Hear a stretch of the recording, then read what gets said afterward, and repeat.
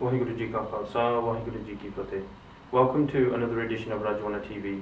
Today we've got a very, very special edition for you because I've got a very esteemed guest with me. Now this guest has seen a lot, has reported a lot, and in my mind is a fearless journalist, something that's hard to come by, especially in India.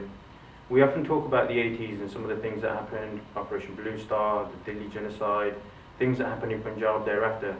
But our sort of evidence is often anecdotal, or the information is laced with state narrative, especially if we're reading books. Sanjay Suri is an author, he's a journalist who's seen a lot in his time. And the purpose of this interview is to try and get to some of the essence of what was happening in the 80s, away from the sort of state narrative, away from what the media want us to believe. Sanjay Suri is a journalist, he's an author, he was a crime reporter for the Indian Express in the 1980s. He wrote for Outlook magazine later after the Indian Express, and currently is a crime reporter for CNN and IBN. I'm the Europe correspondent for CNN IBN. Europe correspondent for CNN IBN. So we're talking about a heavy hitter here. So it's great to have Sanjay Suri here, and welcome to Rajwana TV, Sanjay. Thank you for having me on your program. Thank you. One of the things, Sanjay, that I really wanted to talk to you about was I came across an article of yours, and I thought it was probably one of the most stunning pieces that I'd read in a while. Not only was it well written, but more importantly, I think it's what the message of the article was, and I think it was called What I Didn't Report in 1984. Now, for the viewers that are watching this, Sanjay Suri, I know he looks very young. Sanjay Suri, 31 years ago, went to Sant Bhindranwale's Pend, to their village, not only to their village, went to their house on June 6, 1984, on the day of their Shahidi. Now, what Sanjay Suri will narrate to you is probably one of the most poignant tales that you will hear from the 1980s episode. Firstly, Sanjay, were you in Delhi at the time when Operation Blue Star was happening?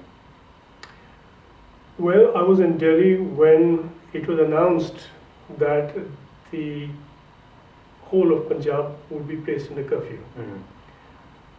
We knew that there's going to be an operation at Darbar Sahib. Mm-hmm. We didn't know then it would be called Operation Blue Star. Okay. What happened then was Punjab was placed under curfew. Mm-hmm. So the Indian Express had in Chandigarh edition, normally those guys would report Punjab. They could move. Mm-hmm. They could move out of their houses because of the curfew. So from Delhi we tried to go into Punjab. I tried on 2 occasions to get in through the curfew. Mm-hmm. Did manage to enter Punjab and beat the curfew, but did come a point when the army stopped us and Mm-hmm. I had to come back. But immediately after Blue Star, there was slight easing Mm-hmm. of the curfew because in a few days Punjab was absolutely frozen at a standstill. Hard to believe Of for course. some of us who know GT Road. Yeah. Incidentally, before you carry on, did you try to get to Darbar Sahib to try and report on the attack? Or No. When I wasn't in Delhi, I couldn't Yeah. get through that curfew at that period. So that's how stringent and how sort of deadly even for journalists it was, that you're Just- basically risking your own life if you try to get into that zone. Basically. Well, it's not risking your own life in the sense that you can try and walk into a wall and you can't. Mm. Of course. So you just were kept out. Yeah. We were just kept out. Mm-hmm. The whole government exercise was to keep that as secret as possible. And as a crime reporter, did you sort of think that there's something really sinister going on if as a journalist you're not being allowed to report? Well, of course, we all knew, we were frightened, just guessing Yeah. what would have happened. And of course, we did come to know that there had been an attack on the Golden Temple, that it had been a very bloody and devastating attack. Mm. And immediately after that, there was a little easing of the curfew, and the minute that was eased, I went into Punjab Mm-hmm. and I went into Amritsar. But please be aware, there wasn't just one Blue Star, there were about 25-30 Blue Stars. Right. Not just at Golden Temple, there were army operations at Right. about 30 Gurdwaras across Punjab. Okay. And another colleague of mine had come into Amritsar, and also my colleague Kanwar Sandhu from Chandigarh was already in Amritsar. So he had good sources. So Mhm. so it was decided I would go out and check out other places, Yeah. particularly Taran Taran and Moga. So I went to Taran Taran and Moga, and then there was an announcement on All India Radio that Bhindranwale's body had been found inside the Golden Temple. Right. And that led to a great deal of tension. I can't even describe to you how tense the environment was Mhm. in Punjab those days. Mhm. It's like the air was, it felt like a knife into you. There was so much tension. And then we were told that there's been a massive uprising in Rode village, which has been very Vindhyaval South. Yeah. And I decided to try and go there. And it's not going to be, that wasn't easy because there was a curfew still in place. So there was no road transport, there was nothing. But people there told me where Rode is, and I managed to get a tempo. I think it was from Faridkot, from Moga towards Faridkot, part of the way. Before you carry on, Sanjay, just so the viewers know, I mean, we never about caste, colour, creed, religion, but it's interesting to know, as Sanjay narrates his story, that Sanjay belongs to the Hindu faith, don't you? Or Well, seen externally, yes, that's how I would expect to be described. externally, Yes. yeah, how you describe. So, in an atmosphere where a lot of the media were saying that somehow Sikhs had turned overnight into some kind of terrorist warmongers or some kind of separatists who only wanted Punjab for Sikhs and Hindus were sort of getting butchered, this is a reporter, not only a reporter, but a Hindu reporter who's now setting off to go see Sant Bhindranwale at Sant Bhindranwale's village in Rode. Yes, and you know, what you say is actually significant in a way, and in And it's another way not- it isn't. It isn't, exactly. Because it was always in the air Mm. that, look, if you're a Hindu, you're going to be targeted. Mm.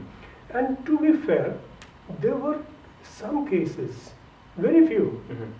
and in fact those led to the imposition of President's rule, which is Mhm. the central government rule, and the Punjab government was dismissed, where some people where buses were stopped on a couple of occasions, the Hindu passengers were pulled out, and some of these fellows, they killed the Hindus and not the Sikhs. But otherwise, when you talk about terror or violence, militancy, what you call it, that hit Hindus and Sikhs alike. Mhm. There was a lot of criminal element, and they went after the Sikhs just as much as anybody else. Mhm. But that time there was an awareness in the mind that such a thing is possible, but it was never encountered in experience. Mhm. In Chandigarh at the Golden Temple, even those days, 84, I mean Amritsar in 84, one day after Blue Star, Mhm. there was no sense ever Mhm. of any Sikh I met showing this slightest hint of hostility. Mhm. Anyway, I set out through the curfew and then got to a point where I was told that's where to go, and there was nowhere to go but to walk. Mhm. And I started walking, and bear in mind it was an afternoon in June in Punjab. Simmering. It was Mhm. hot, Mhm. seriously hot. Anyway, I asked directions along the way. Then along the way I found a Sikh boy. He was sitting under a tree and he had a bicycle on his side. I asked him, he said, "Oh, don't worry, you sit on my bicycle, I'll take you."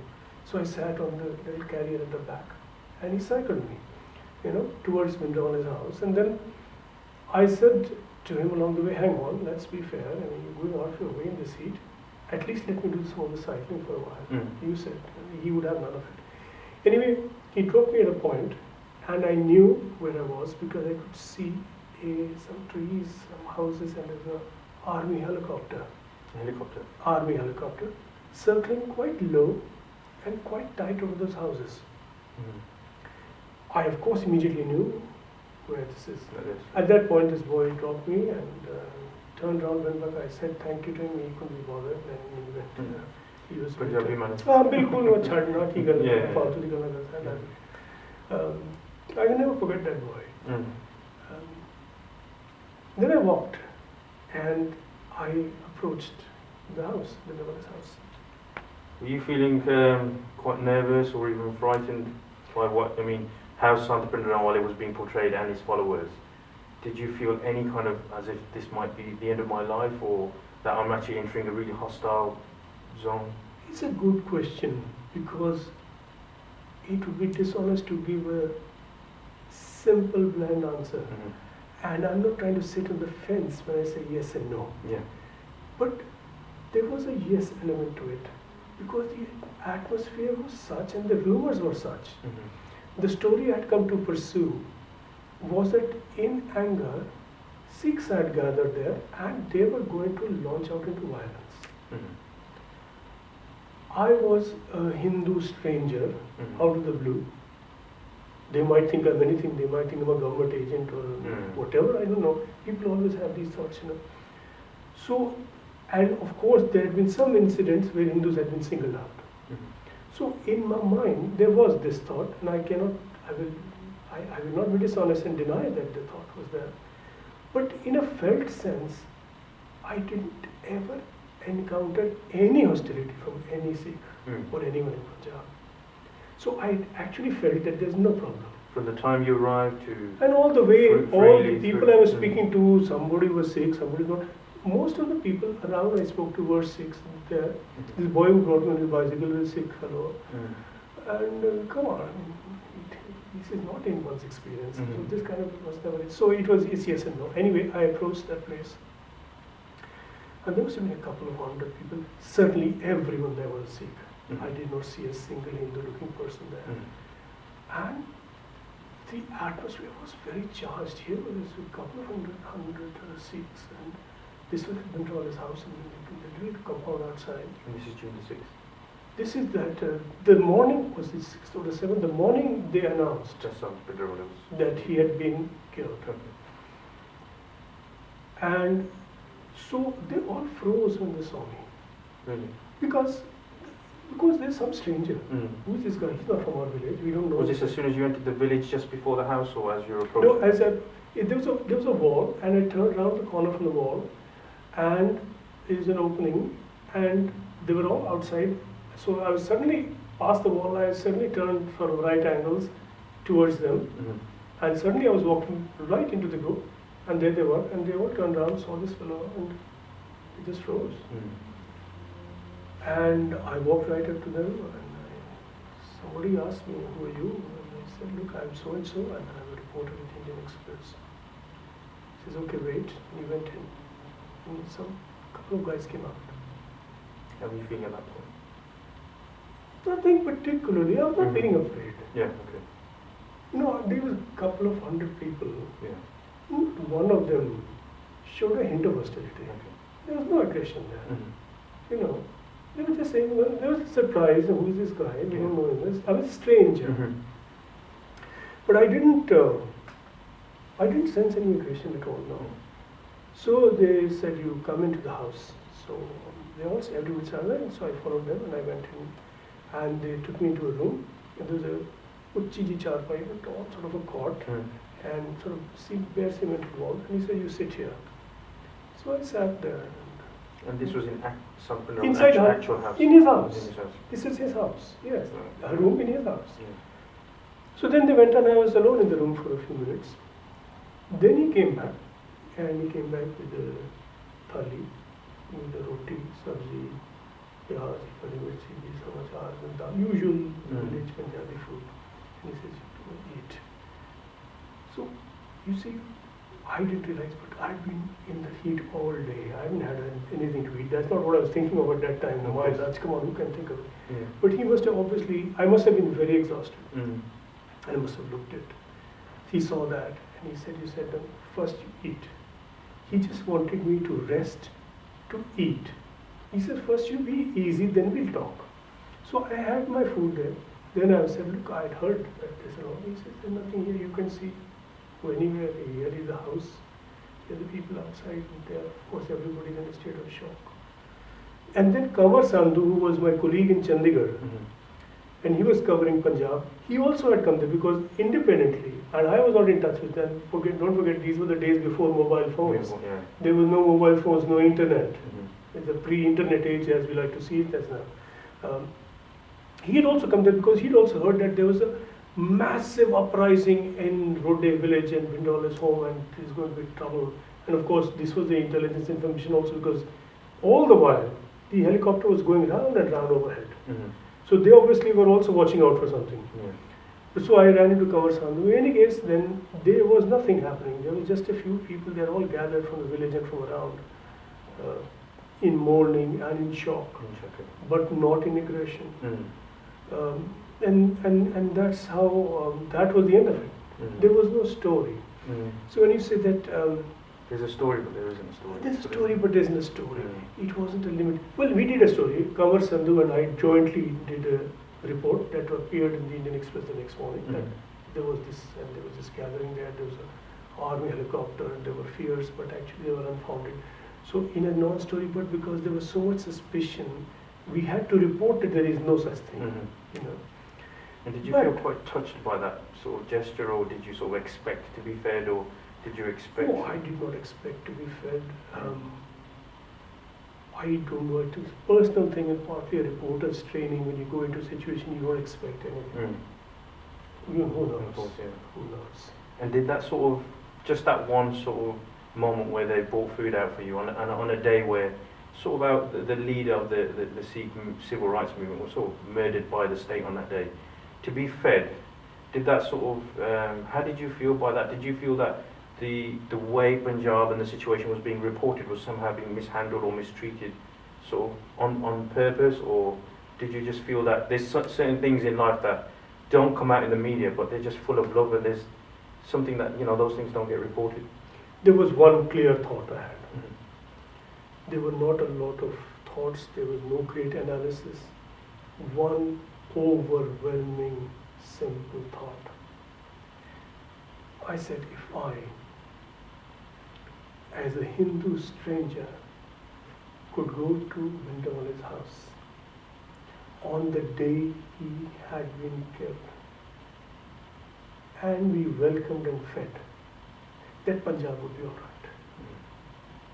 This was my overwhelming thought. Right. That this was a matter between a government and a group, in particular the Congress government. My sense, and this didn't arise that day, it has been solved, that this was really created by the Congress government, particularly by Indira Gandhi's policies. That it is that was the problem. It's not that people were hating people.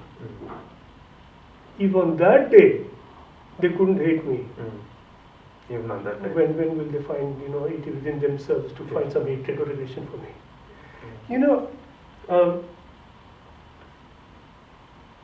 You mentioned that I wrote about this, and this was a story I didn't tell. What was the story I didn't tell? I was not hiding something that shameful or secretive that I must not tell. No. At that time, there was so much killing. And I said, as a news person, as a junior reporter, how am I going to write a report about a dinner? Which editor is going to buy this story? Not buy in a money term, but anyway, find space for it. But it stayed with me. It has stayed with me. It stays with me. It's now with me as if I was there yesterday. I don't forget a single detail of that day. Not one. I mean it quite accurately. I'm not saying it figuratively. I could have been there yesterday. It's so clear for me. Another thought that arose later, and I wish to God it had never arisen. I was, as you say, a crime reporter with the Indian Express, and that morning of the 31st of October, just after about 9, and the phone rang at my place. I was having breakfast, sitting out breakfast, and the police officer, a friend of mine, called. He said, "Pata kar Indra ne goli bachi hai." So that day I reported the assassination of Indira Gandhi. It was quite a job to get all the details because you couldn't go near the place. Anyway, then of course we know what happened. It was a massacre on the streets of Delhi. I must confess that on the first, when I started reporting, I didn't know the extent of the killing. The police were saying nothing. There were no communications with people, no mobile phones. We couldn't go anywhere. We went to Rakabganj. We'll talk about that later if you like, where I saw Sikhs murdered. But didn't know the scale. But once I came to know the scale of the killings, then in time, of course, we were reporting this and just couldn't deal with the shock of seeing what I did and having to report this. But in time, something else sank into my mind that changed the memory of my visit to Rhoda Village that day. It came to bring its own perspective. It came to its own overlay on that experience. And it was this thought that look at it from the point of someone who was angry, right? Operation Blue Star had happened.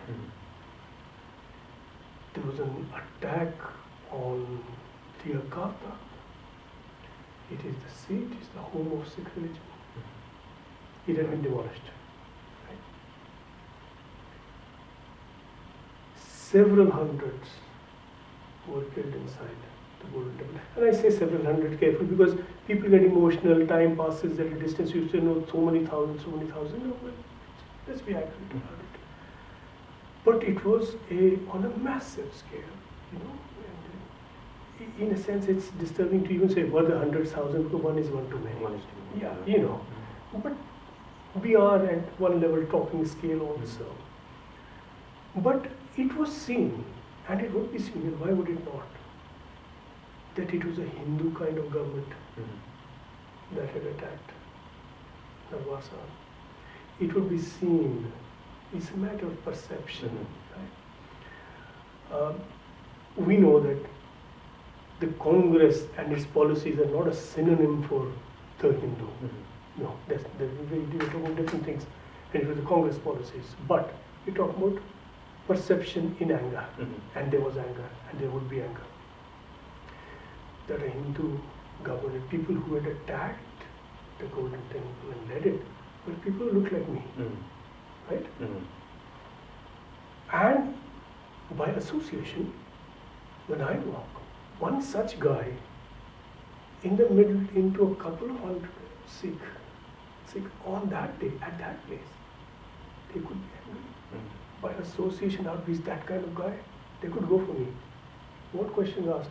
Who would have done anything? Of course. Who's going to save me and who's going to ask questions afterwards? There's no issue. You know, it's not out of this fear that they didn't touch me. You know, look what happened in Delhi. Anger, they can understand. Whatever your views of Indira Gandhi's policy, here's a lady, an elderly lady, shot dead in her own house by people who had sworn to protect her. Certainly, a lot of people were very agitated, upset. People, certainly within a party, would feel anger over this. What did they do? They found people who had the appearance of these two guys who had killed her. They went and killed 3,000 of them. It's a matter of perception and appearance. I appeared like the people who had attacked the Golden Temple, and I was asked to rest, I was given food. These guys had the appearance of the two guys who killed her, 3,000 were killed. That's why, and I write this in my book, I narrate this story in my book, my visit to that house that day.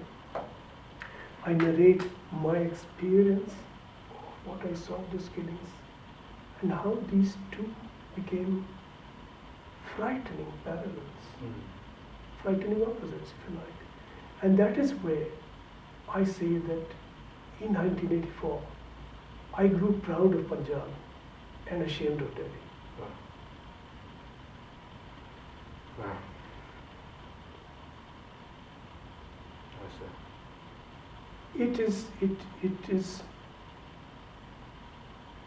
It is frightening and disturbing at many levels. Many levels. I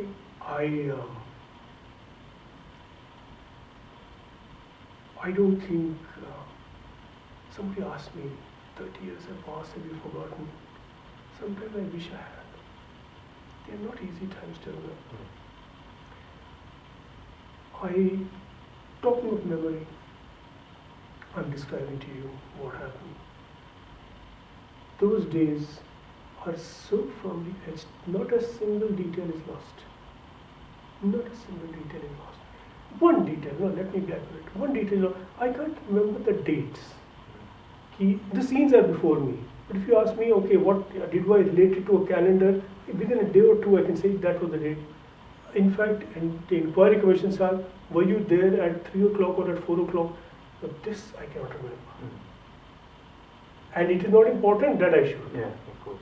There may be a context when they will say an incident happened, were there witnesses there, somebody was there at 3, somebody was not there at 4, and you say I was there at 3, it could be an issue, but such was never the issue. People asked about what I can remember, what I forget. No, but those days are very firmly etched in memory, and to me, this is then the story about that visit that I did not tell. What it meant to me, Of course. and what it meant to me then in the light of what I then saw in Delhi.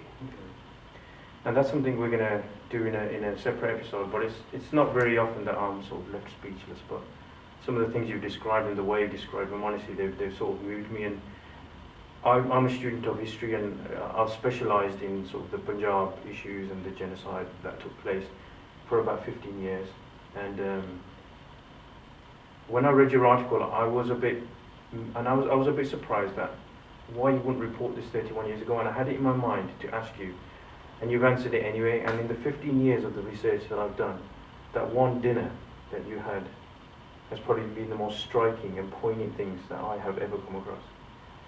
And I thank you, and I'm sure the people who are going to watch this would pray that there were more journalists like you at the time, because so many thousands have perished, and to deny that they perished, you're just basically killing them again. If there were more people like yourself, Sanjay, at that time, I think we would have been looking at that aspect of history in a really different way. In a different way, and I say this not by way of some obvious cheap boast, but I do right. When I say this article, you mentioned the article. That article was actually just an excerpt from my book, that Outlook article. And in the book, I do talk about this, about the failure of the media, and a failure of the media that I believe in its own way was criminal too. We'll talk about that by and by. Sanjay Suri has released a book. It's called The Anti-Sikh Violence. 1984, The Anti-Sikh Violence and After. It's published by HarperCollins. By HarperCollins, and you can purchase it on Amazon. He's not just a great speaker, he's also a great writer, so purchase that book. And I can't thank you enough, Sanjay, to share such an amazing story from your past. And I think that story speaks volumes for the people that you went to see, and the people that we are today. And no matter what the state narrative is, no matter what media is, there are certain stories that are hidden from the public eye, and you go beyond it, and that's where you find love. And that's not an interesting subject to report about, but I think that's the subject that we all care about. Yes. So thank you very much, Sanjay Suri. Thank you. We're talking to you, sir. Thank you. Waheguru Ji Ka Khalsa, Waheguru Ji Ki Fateh.